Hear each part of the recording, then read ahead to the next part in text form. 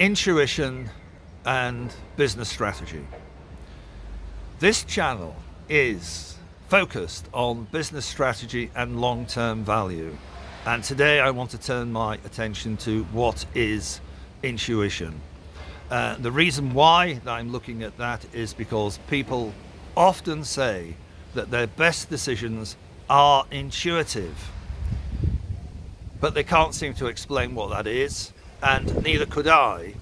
So I went to the dictionary, and after looking at the dictionary I realized that I was still confused. So I went to another source, and the source that I eventually found, the definition that I was happy with, was written by Paramahansa Yogananda, who was a yogi, a very famous yogi.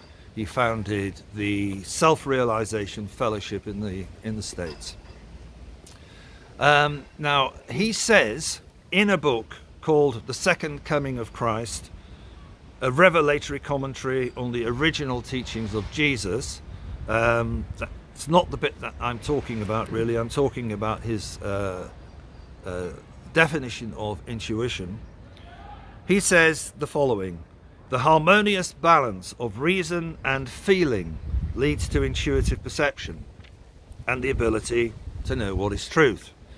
The harmonious balance of reason and feeling leads to intuitive perception and the ability to know what is truth.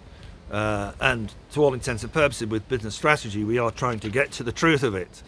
Now, I was very interested in that because in my personal background, when I went to business school, we spent a lot of time looking at reason and very little time looking at feeling. So if you wanted to look at proportions, it must have been 80% of the time where we would be considering how to reason, how to intellectually make the case.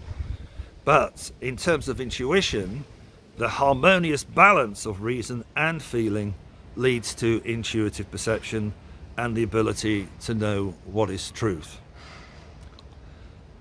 Continuing, achieving this balance, men and women become gods. In the unbalanced human consciousness, the feminine quality or feeling loses its calm intuitive powers under the influence of the restlessness of body consciousness and emotional excitation, the feminine quality. And the masculine attribute, or reason, loses its calm intuitive powers when it succumbs to the restlessness of body consciousness and egotistical self-sufficiency.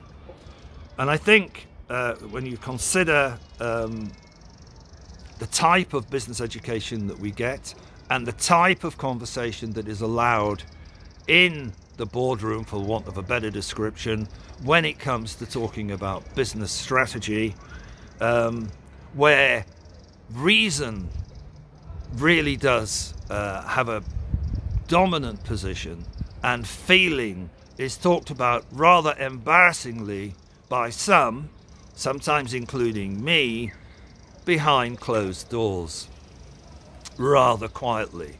But if we want to develop this faculty of intuition, which has the ability to get to the truth and represents some of the best decisions that people have ever made in their lives, then what we need is the harmonious balance of reason and feeling.